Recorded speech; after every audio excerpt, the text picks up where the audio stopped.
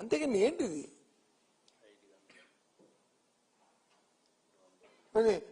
మంచి అంబటి రాంబాబు గారు ఎప్పుడు మాట్లాడుతుంటారు, ఎప్పుడు అసభ్యంగా మాట్లాడలేదే, ఎప్పుడు లైన్ తప్పి మాట్లాడలేదే. ఆయన్ని అక్కడ ఉన్న ఎదురున్న వ్యక్తులు వచ్చి ఆయన తిడితే, ఆయన దుర్భాషాడితే ఆయనే మానవుడే కదా, ఆయన దాన్ని రియాక్ట్ అయ్యాడు.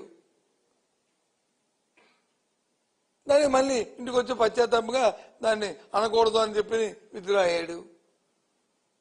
4-5 గంటలు ఏమో రాత్రి 10:30 చేసిన పని నువ్వు సాయంత్రం 7 గంటలకు ఎందుకు చేయలేదు? ఒకరోజులో ఏమైనా జరగకూడదు జరిగి ఏమైనా ఇబ్బంది పెడితే తిరిగి పైకి వచ్చి ఆ కేంద్రం మొత్తం అంటాడు చూస్తారు తడాక. ఏంటి చూస్తారు తడాక? ఇది ప్రజాస్వామ్య దేశం. ఇది నువ్వేదో నిన్న కాక మన అమెరికా వచ్చుంటావు, నీకు డెమోక్రసీ గురించి కానీ చట్టాల గురించి కానీ తెలియకపోతే తెలుసుకో. భగవంతుడు నీకు అవకాశం ఇచ్చాడు, నీ ముఖ్యమంత్రి నీకు అవకాశం ఇచ్చాడు, కేంద్ర మంత్రిగా చేశాడు. అంతేగాని పౌరుషం మాటలు పనికిరావు. ఆ మాట చుట్టుపోవు. ఒక నోటు తప్పు మాట్లాడితే, ఒక పౌరుషం మాట్లాడితే ఆ మాటతో ప్రతిఫలం అనుభవిస్తారు. ఏం తెలియజేస్తారు? అర్థం అవట్లే. ఈ రాష్ట్రంలో ఎప్పుడు చూడలే ఈ తెలుగు రాష్ట్రాల్లో ఇలాంటి పరిణామాలు. అందులో మా ఆంధ్ర రాష్ట్రంలో అయితే ఇంకా జాగ్రత్తగా ఇంకా ఉంటాం. ఎందుకోసం ఇది? దేనికోసం? చేతనైతే మంచి పిల్లల్ని, చేతనైతే మంచి గవర్నెన్స్ ఇయ్యు, ప్రజలతో సభాష్ అనిపించుకో. చేత కాదు కానీ రైతులకు వచ్చి కనీసం ఎరువులు ఇవ్వలేని దిక్కుమాలిన పరిస్థితి ఉంది వాళ్ళ రాష్ట్రం. ఆడవాళ్ళకి వచ్చి డోక్రా మహిళలకు వచ్చి 0 వడ్డీ ఇవ్వలేని దౌర్భాగ్య పరిస్థితి ఉంది రాష్ట్రం. సంపద సృష్టి అని చెప్పి నీ కుటుంబ సభ్యులకు వచ్చి వైజాగ్ లో 5,000 కోట్ల రూపాయల్ని మరి భూములు దాదాపు చేయడానికి గీతంలో చంద్రబాబు నాయుడు గారు ప్రయత్నం చేయట్లేదా? ఇది వాస్తవం కాదా?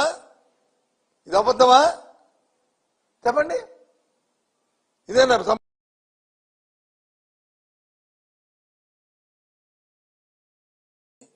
నో పరిణామపడి ఆందోళనతో మాట్లాడుతున్న మాటలు ఇవి, బాధతో చెప్తున్న మాటలు ఇవి. ఇవన్నీ కూడా ఎందుకంటే ఈ పరిస్థితులు ఉన్నాయి. ఇలాంటి పరిస్థితులు రాష్ట్రంలో జరగకూడదు. తప్పుని ఎవరు సమర్థించం. తప్పు అయితే తప్పే. తప్పుని చట్టపరంగా చర్య తీసుకుంటా. తప్పుని ఏం జరిగింది చట్టాన్ని చేతిలో తీసుకుంటావా? ఇలా పోతే ఎక్కడికి వెళ్ళిపోతుంది రాష్ట్రం? ఏం చేద్దాం అనుకుంటాను మీ ఉద్దేశంలో? టాటా తప్పులకి వచ్చి కుందరు బెదిరితే బెదరచేయడం కానీ వైసీపీ పార్టీ బెదరదు. చూస్తున్నాను ప్రజలందరూ కూడా వాస్తవాలు ఏంటో అందరూ కూడా దాన్ని పరిశీలిస్తున్నారు. కాలమే చెప్తారు దీనికి మీకు సమాధానం. పెట్రోల్ బాంబులు ఇస్తారంటండి. పెట్రోల్ బాంబులతో మరి జోగి రమేష్ గారి ఇంటి మీదకి వచ్చి ఇసిరి ఏం చేద్దాం ఇంట్లో ఉన్న అందరినీ మీరు అంటే సత్యదాన్ని ఇంట్లో పెట్టి చంపేద్దాం అనుకుంటున్నారా? ఇదేనా సంస్కారం? అందుకని మీకు అధికారం ఇచ్చింది. రామారావు గారి ఇంట్లో ఆడవాళ్ళ ఫ్యామిలీ కూతుర్లు ఆ భార్య అందరూ ఉంటే ఇంటి బయట వచ్చి 100 మంది వచ్చి వెళ్ళి వాళ్ళని వచ్చి చేద్దామని ఏంటిది? పోలీసు ఏం చేస్తుంది? ఆ 3 సోమాలు ఎందుకున్నాయి మీదేమైంది మీ భుజం మీద? దేనికోసం? దయచేసి ఆలోచండి. రాజకీయ నాయకులు నేనేం చెప్తాం మేము, అవసరాలకు ఏదైనా మాట్లాడతాం మేము. కానీ ఉద్యోగం మీ ధర్మం మీకుంది. ధర్మం కాపాడడానికి ప్రయత్నం చేస్తే ఒక మంచి పోలీసు వ్యవస్థని అనే పేరు ఉంటుంది ఈ రాష్ట్రంలో ఉన్న పోలీసు వ్యవస్థ పేరు. దయచేసి ఆ వ్యవస్థ పేరుని చెడగొట్టారు. ఇక్కడి నుంచేనే మీరు చట్టానికి అనుగుణంగా రాజ్యాంగ బద్దులుగా కార్యక్రమాలు చేయండి. ఈ జరిగిన సంఘటన పట్ల అటు చట్టపరంగా జాతీయ స్థాయిలోనూ దీన్ని ఉద్యమం చేయాలని నిశ్చయించాం. రేపు మా అధ్యక్షుడితో మాట్లాడిన తర్వాత ఈ కార్యక్రమాన్ని మిమ్మల్ని ప్రకటిస్తాం.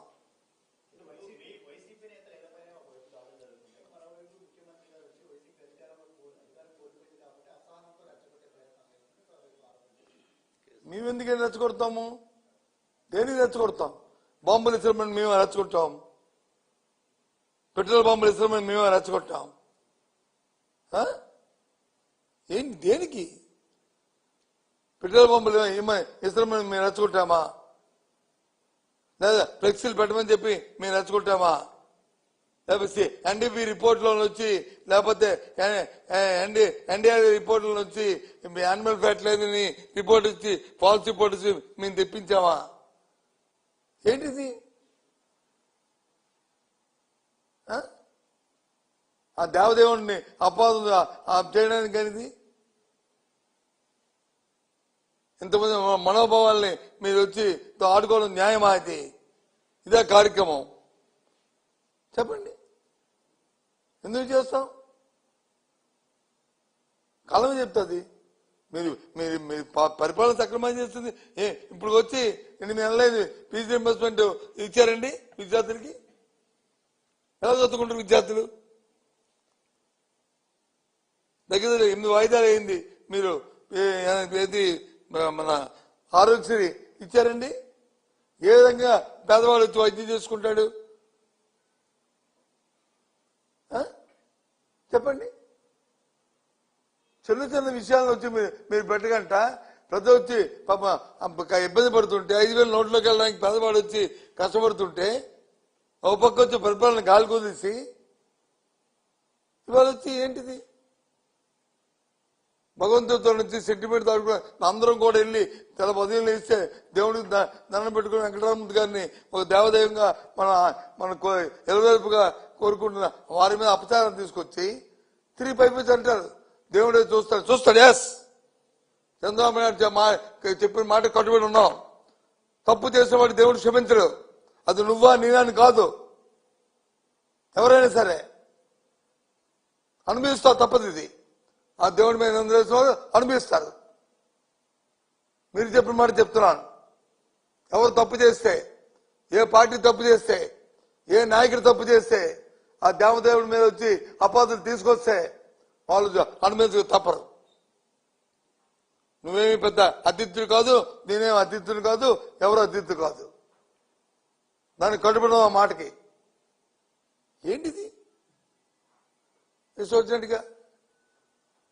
అందుకే జరుగుతున్న 2 రోజులు జరిగిన పరిణామాలను తీవ్రంగా ఖండిస్తూ ఈ ఫ్యూచర్ లాంటివి జరగకూడదు రాష్ట్రాలను కోరుకుంటూ, మరో బీహార్గా అవ్వకూడదని మరి ఆ భగవంతుని కోరుకుంటూ, మంచి ప్రతిపాదన ఇవ్వడానికి ఆ భగవంతుడు ఆ బుద్ధి ఇవ్వాలని కోరుకుంటూ దీని మీద కార్యాచరణ రూపొందిస్తున్నాం అని తెలియజేస్తున్నాం.